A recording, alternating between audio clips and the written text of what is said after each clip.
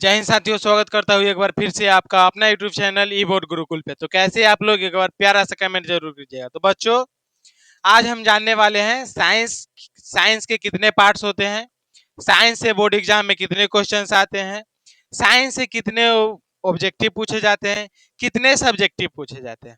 Okay, तो बच्चों science के 3 पार्ट्स होते हैं। क्या? साइंस के 3 पार्ट्स होता है। पहला बायोलॉजी, दूसरा फिजिक्स और तीसरा केमिस्ट्री। हम एक एक से जानेंगे कि किसमें क्या सिलेबस होता है और किससे क्या पूछता है। तो बच्चों, हम सबसे पहले जानेंगे यहाँ पे कि सभी से सब्जेक्टिव कितना आता है। सब्जेक्टिव से पहले हम जानेंगे कि ऑब्जेक्टिव कितना पूछता है। क्या बच्चों? सब्जेक्टिव से पहले जानेंगे कि वस्तुनिष्ठ प्रश्न कितना पूछता है। तो बच्चों, वस्तुनिष्ठ प्रश्न 80 को क्वेश्चन पूछता है। क्या बच्चों? 80 गो, जिसमें से 40 गो बनाना होता है और 40 गो नहीं बनाना होता है। क्या बच्चों? 40 गो बनाना होता है और 40 गो नहीं बनाना होता है। अब यहाँ पे ये नहीं रहता है कि आप स्टार्टिंग से 40 गो बनाइए या फिर एंडिंग से 40 गो बनाइए। आपको जहां से आता है, जो आता है वो 40 गो बनाइए, है ना। अब जानेंगे हम कि सब्जेक्टिव प्रत्येक सब्जेक्ट से कितना पूछता है, आई मीन सभी से सब्जेक्टिव कितना आता है। तो बच्चों, फिजिक्स का बात करें, हम भौतिकी का बात करें तो भौतिकी से 8 लघु उत्तरीय प्रश्न पूछता है, जो 2 अंक का होता है। लेकिन इसमें से चार चार प्रश्न का हमको बनाना होता है और 4 गो छोड़ देना होता है। ओके, और फिर इससे 2 दीर्घ उत्तरीय प्रश्न पूछता है, जो 6 अंक का होता है, बट एक बनाना होता है और एक को छोड़ देना होता है। ऐसे ही सभी सब्जेक्ट से पूछता है। रसायन शास्त्र से भी, क्या बच्चों? रसायन शास्त्र से भी 8 लघु उत्तरीय प्रश्न पूछता है, जिसमें से 4 बनाना होता है और 4 छोड़ देना होता है। 2 दीर्घ उत्तरीय प्रश्न पूछता है, जिसमें से 6 अंक का होता है, एक बनाना होता है और एक छोड़ देना होता है। सेम जीव विज्ञान में भी वैसे ही पूछता है। 8 लघु उत्तरीय प्रश्न, 2 अंक का रहता है, 4 बनाना होता है और 4 छोड़ देना होता है। और 2 दीर्घ उत्तरीय प्रश्न होता है, जो 6 अंक का होता है, एक बनाना होता है और एक छोड़ देना होता है। ओके, अब हम जानेंगे कि सिलेबस में, मतलब प्रत्येक सब्जेक्ट में क्या क्या सिलेबस है और कितने चैप्टर्स है। तो सबसे पहले हम जानेंगे यहाँ पे फिजिक्स का। क्या बच्चों? फिजिक्स का, जिसको हिंदी में बोलते हैं भौतिकी। क्या? भौतिकी। तो भौतिकी में टोटल 8 चैप्टर है। क्या बच्चों? 8 चैप्टर। पहला चैप्टर का नाम है प्रकाश का प्रवर्तन। क्या बच्चों? प्रकाश का प्रवर्तन।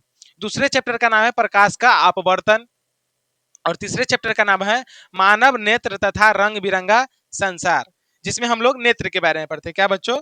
जिसमें हम लोग नेत्र के बारे में पढ़ते हैं, नेत्र कैसा होता है। उसके बाद विद्युत धारा, जिसमें हम लोग करंट पढ़ते हैं। ओके, उसके बाद विद्युत धारा के चुंबकीय प्रभाव, आई मीन इलेक्ट्रिक प्रभाव के बारे में पढ़ते हैं। उसके बाद ऊर्जा का स्रोत, ऊर्जा कहाँ कहाँ से आती है वो सीखते हैं हम लोग। फिर हमारा पर्यावरण। क्या बच्चों? हमारा पर्यावरण, हमारे बीच जो भी पर्यावरण है वो पढ़ते हैं। उसके बाद प्राकृतिक संसाधनों का प्रबंधन पढ़ते हैं। क्या? जितने भी संसाधन, प्राकृतिक संसाधन है, उसको प्रबंध हम लोग कैसे करते हैं वो पढ़ते हैं। तो ये था फिजिक्स का सिलेबस। क्या बच्चों? फिजिक्स का। अब हम देखते हैं केमिस्ट्री का। क्या बच्चों? केमिस्ट्री का। केमिस्ट्री को हिंदी में बोलते हैं रसायन शास्त्र। क्या बच्चों? केमिस्ट्री को हिंदी में बोलते हैं रसायन शास्त्र। समझे? और रसायन शास्त्र में टोटल 5 चैप्टर है। क्या बच्चों? टोटल 5 चैप्टर है। पहला है रासायनिक अभिक्रियाएं एवं समीकरण। क्या बच्चों? रासायनिक अभिक्रियाएं एवं समीकरण। उसके बाद अम्ल, क्षार और लवण के बारे में पढ़ना है। क्या? किसमें अम्ल कितना होता है, किसमें क्षार कितना होता है, किसमें लवण कितना होता है। उसके बाद धातु एवं अधातु पढ़ना होता है। क्या बच्चों? Metal and non metal.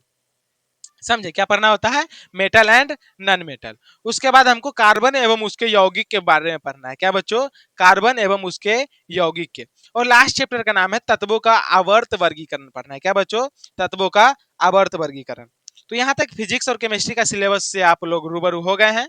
अब हम देखते हैं बायोलॉजी में कैसा है। तो बच्चों, यहाँ पे बायोलॉजी, बायोलॉजी को हिंदी में बोलते हैं जीव विज्ञान। क्या बच्चों? बायोलॉजी को हिंदी में बोलते हैं जीव विज्ञान। और जीव विज्ञान में पहला चैप्टर है हमारा जैव प्रक्रम। लेकिन जानते हैं ये चैप्टर ना बहुत बड़ा है।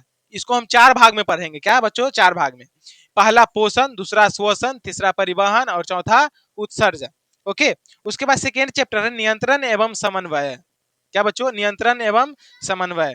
उसके बाद जीव जनन कैसे करते हैं, है ना, जीव जनन कैसे करते हैं।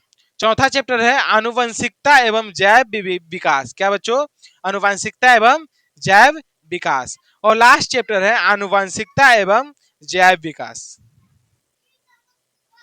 बच्चों, इसमें 4 ही चैप्टर होता है। ये डबल टाइप हो गया है, ये नहीं है। ओके, आनुवंशिकता एवं जैव विकास ही होता है, ये डबल टाइप हो गया है टाइपर से। तो बच्चों, आज तो सिलेबस बता दिए। मिलते हैं हम कल से एकदम साइंस का एक एक वीडियो लेकर, है ना। जब तक के लिए जय हिंद।